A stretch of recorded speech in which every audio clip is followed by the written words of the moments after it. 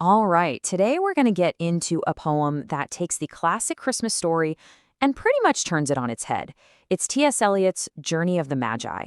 Now, it's told from the point of view of one of the wise men, but he's looking back, decades later. And let me tell you, he does not remember it as some magical, happy little trip. No, it's something way darker and a whole lot more complicated. I mean, listen to that opening. Right out of the gate, the poem just hits you with this feeling of pure misery. There's no awe, no excitement, just this raw, vivid memory of a really brutal experience. It's such a great hook because it immediately tells you, hey, this is not your typical Christmas card story. And that's the big question, isn't it? Why would a journey to see a divine birth, a truly massive event, be remembered with so much exhaustion and honestly bitterness? Well, to figure that out, we've got to first understand the guy who wrote it. To really get this poem, you have to get T.S. Eliot. He was one of the biggest poets of his day, writing right after World War I, a time when people felt a lot of doubt and uncertainty. That whole feeling of spiritual emptiness, it's all over his early work. And his own life was at this massive crossroads right when he was writing this. Okay, check out the timing here. In 1925, he writes The Hollow Men, which is just dripping with this sense of spiritual hopelessness. Then, just 2 years later, bam, he converts to Anglo-Catholicism. And almost right after that, Journey of the Magi comes out. So you see, this poem isn't just some story he made up. It's practically a diary entry of his own tough, personal journey to faith. So let's jump back in and break down that first stanza. The Magus isn't just telling us about a long trip. He's describing a serious trial, one that tested him physically and, more importantly, spiritually. What's really interesting here is that Eliot actually borrows these first few lines almost exactly from a really famous Christmas sermon from the 1600s. He's basically plugging his very modern, personal poem into this deep, long tradition of Christian ideas. The Magus is remembering the very dead of winter, painting this picture of awful weather and terrible roads. And this just shows you the incredible sacrifice they made. The Magus thinks back to his old life of pure luxury. We're talking summer palaces and servants. And he puts that right up against the nasty reality of the journey. Sick camels, unwelcoming towns, and dirty, overpriced villages. This wasn't just a business trip. This was him giving up his entire world. But, the freezing cold and the grumpy camels, that wasn't even the worst part. The really brutal stuff was internal. The whole time, they were just plagued by doubt. These voices in their heads saying this whole thing was just a stupid mistake. So this journey wasn't just physical. It was a constant mental battle. All right, so in the second stanza, things kind of shift. The landscape changes. It seems a little more hopeful. But as we're about to see, this new place is just littered with these strange and super ominous symbols. They finally make it to Judea. And the description here, it sounds like a new beginning, right? A warm valley, the smell of plants. It feels like life. But don't let the nice scenery fool you. From this point on, every single detail is loaded with meaning. So what's the first thing they spot? 3 trees. You don't have to be a biblical expert to catch this one. It's a direct, kind of chilling nod to the 3 crosses at the crucifixion. So death is already here, right at the moment of arrival. Next up, an old white horse gallops away.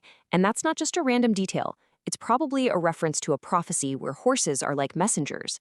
The idea is, now that the Messiah is here, the old messenger's job is over and it just vanishes from the story.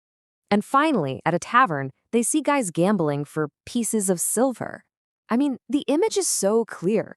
It points right to Judas betraying Christ for silver and to the soldiers gambling for his clothes at the cross. So betrayal and death are literally woven into the scene of this birth. So after all that, they finally find the baby. And the word the Magus uses to describe it is satisfactory. It's such a weird, cold word, right? But he doesn't mean it was underwhelming. It's more like a philosophical term. Satisfactory, as in it satisfied all the requirements. Every single sign and prophecy they followed led them right to this spot. It was exactly as it was meant to be. And this is where we get to the absolute heart of the poem. This totally mind-bending paradox that the Magus thinks about in the last stanza. This is where we find out what the journey really meant. He just asks the question straight up. After everything they went through, what did they actually see? A birth or a death? He says he's seen both before, and he always thought they were, completely different things. But this time, not so much. And here it is, the core of the entire poem. This birth felt like a death. And notice, he doesn't just say death, he says our death.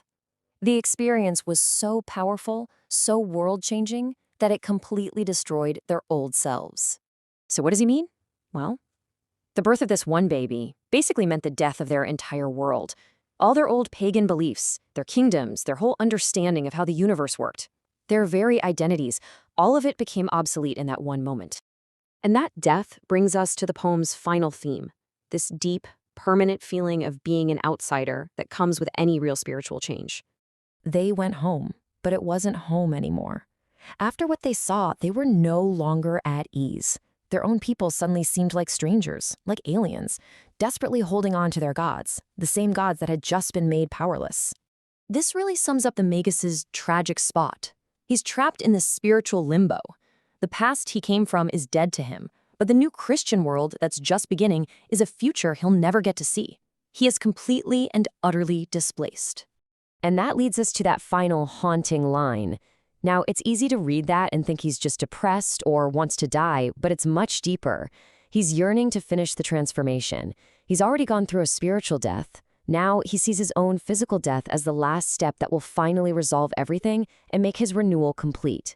So why does this poem from nearly 100 years ago still hit so hard?